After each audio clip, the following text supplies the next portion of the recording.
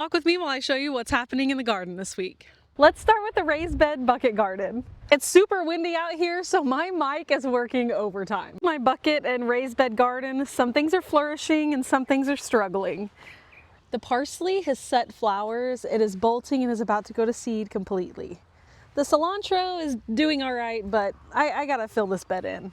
Some little varmint is obsessed with my lettuce bed seedlings and this bed of iceberg lettuce because it was coming up completely last week. Now there's not a seedling left.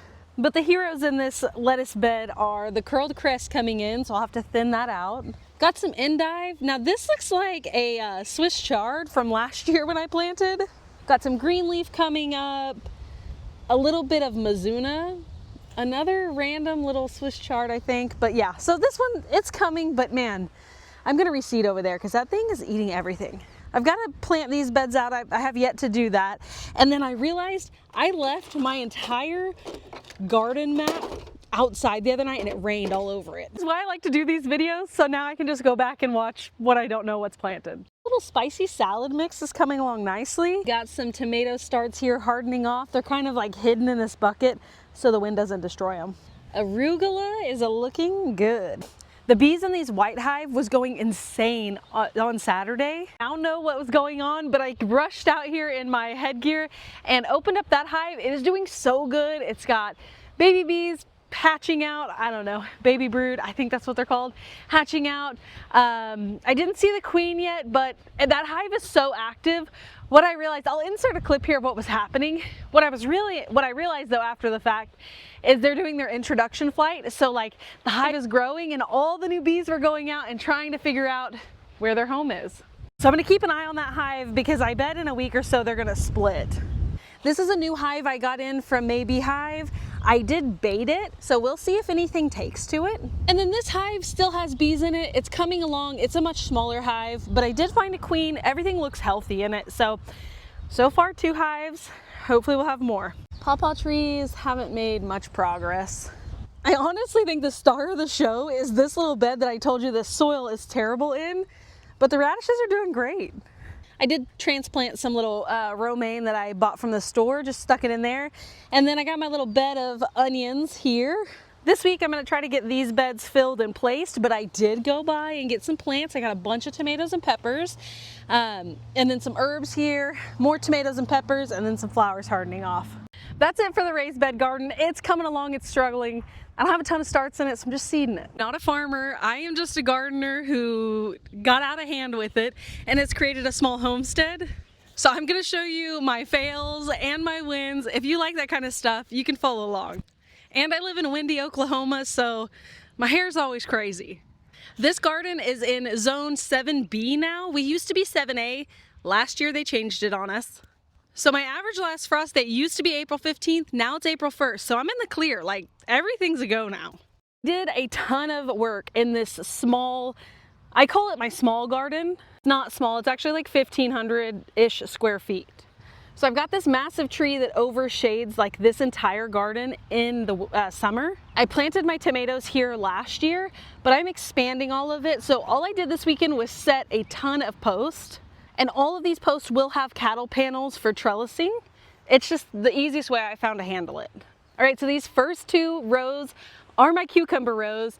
They get the most shade and I think it's gonna help them last a lot longer. This first row here, I planted like half of it with Nokia cucumbers on Saturday. It's supposed to be a really long, skinny, Asian style cucumber. I will plant the rest of it soon with another variety of cucumber. I'm kind of thinking like those little munchers or something like that. I just couldn't find my seeds on Saturday. All right, this second one is Marketmore. I did it to about here, the Marketmore 76. That's just gonna be a thicker skin, like basic cucumber you get from the store. I need to throw in some pickling cucumbers in these 2 trellises and some Armenian whites. Those are the 2 things I've got to get seeds for. These were seeded 2 days ago, so you know, next week we'll probably see them coming up. Okay, so these next 2 are gonna have cattle panel trellis on it as well. I've reserved these 2 rows for my heirloom tomatoes and my cherry tomatoes because they also get more shade here. Those varieties aren't as hardy, so I want them to have some good shade. That's the opposite of what everybody else says, but literally that one tree is the only tree that I have shading my garden. My problem with the garden is I have too much sun, so it really likes to burn those plants. So that's why I'm utilizing my shade. I've officially mapped out this little perennial garden area. It's like 800 square feet. I've got a great plan for it, and I'm slowly gonna work on it. Buddy ChatGPT is helping me build this out. It's gonna have things, it's gonna have a pecan tree at the front there, service berries, gomi berries, 4 figs, and some elderberry. So basically all I did is, my goal for this perennial garden is to help reduce the water, because the water just flows right here. So I just worked with my buddy ChatGPT and we're getting it worked out. My little mulberry's doing good. Okay, and now on this row, oh wait, I forgot. Okay, perennial food forest it's a micro food forest is what I'm calling this. Okay, this row, I have questions on these rows right here for you guys. This row right here, I seeded every other hole with honeydew. I've got the weed fabric, like normally it's super early, it's not hot enough, soil's not. For those melons to really get going, they kind of struggle along, but I've got the weed fabric, or landscape fabric, whatever you want to call it, and so that's going to help heat up the soil. So I went ahead and stuck them in. My problem is, I don't know what to plant in every other hole. I mean, I've got a lot of room. I would like something taller that comes up, but not too tall, because we don't want to shade the melons too much. To plant it with Roselle hibiscus, but that's going to get way too tall and the melons will not be happy. Companion planting says like herbs and things like that, which I could do. I just don't know. I just don't want the vines to overwhelm them. So if you guys have suggestions to interplant there, I would love that. Same thing here. These are 2 open rows. I don't know what I want to plant here yet. I'm open to anything. Okay, so these rows are going to be lined with cattle panel trellis. I just got the post set this weekend. I've got 5 rows here. These first 2 to 3 are going to be for my paste and production tomatoes. I have 0 tomatoes canned up from last year, so I've really got to bulk up my canning stash again. 2 years ago, I planted like 40 production variety. I think it was like 40 San Marzanos. That actually did a good amount, and so I think I'm going to shoot for about 40 this year. That's going to help me get all of my tomato products jarred up. And my last, I don't know, I might use half of this row, but my last 2 rows are going to be for peppers. These are the last 2 rows, or well, I've got 3 rows here in this garden, but I've got a lot of Swiss chard coming up. Oh, that's a weed. Get out of here. A lot of Swiss chard. Look, we've got a set of true leaves. And then the kale is coming along so nicely. I did multi-sow both of those rows. So I'll probably have to pull some of those out and transplant them in other areas of the garden, because a lot has come up. This last row I am reserving for more honeydew melons, and then whatever I decide to interplant with it. Yeah, and then this garden is set. Like once I get those melons in and all of these tomatoes and peppers, pretty much this garden won't change for months, which will be nice. I'm trying to like optimize my space and my time. So me not being, oh my gosh, there's a storm coming in, it's getting nuts out here. I really hope this mic is working. Still work a job and I do content creation. So, which both of those things I would say would be equivalent hours to a full-time job.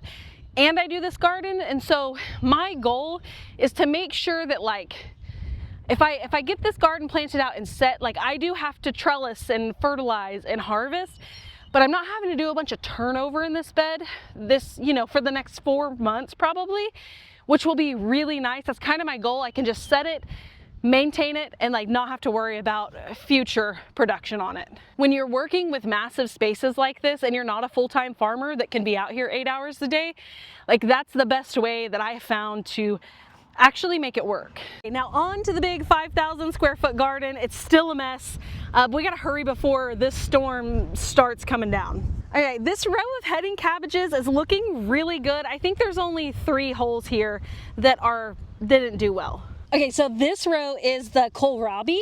This is the green kohlrabi, and then the hole next to it is purple kohlrabi. Oop, it's looking good. I need to go through and weed.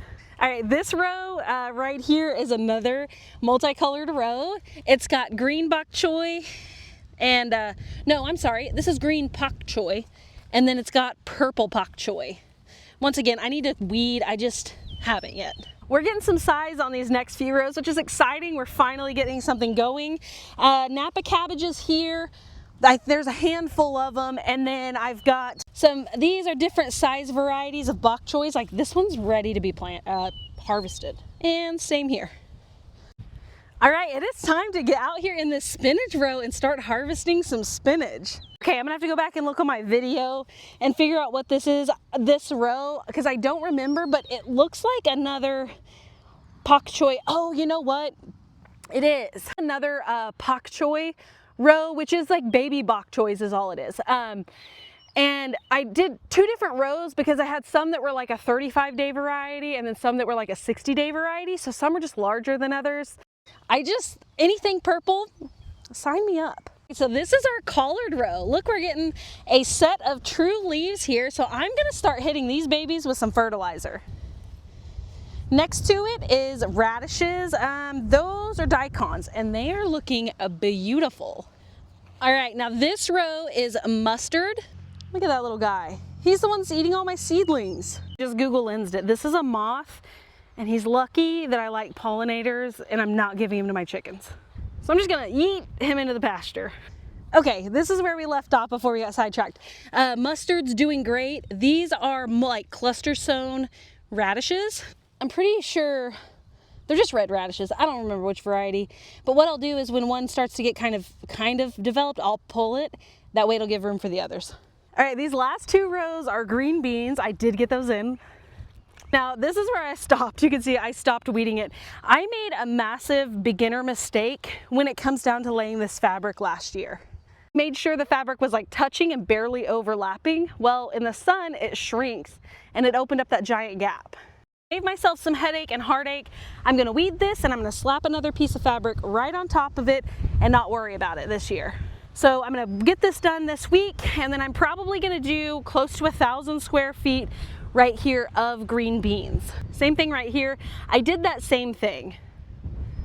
I've got to still finish this and then I haven't planted anything here yet. I hope you guys enjoy these tours. They're kind of boring right now because there's not much going on, but as we watch week by week, you're going to see this garden explode and it is so exciting. So if anything, I hope this encourages you to go out and start a garden.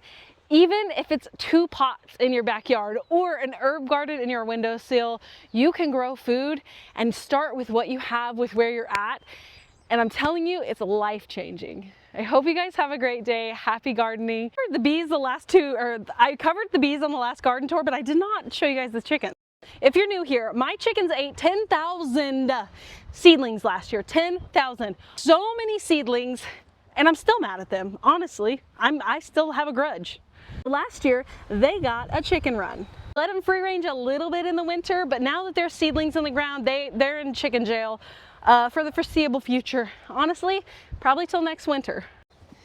They get lots of treats and are crazy. But yeah, everybody's doing good. My stars from last year were my little nakey necks. Come on now. They're so ugly that they're cute.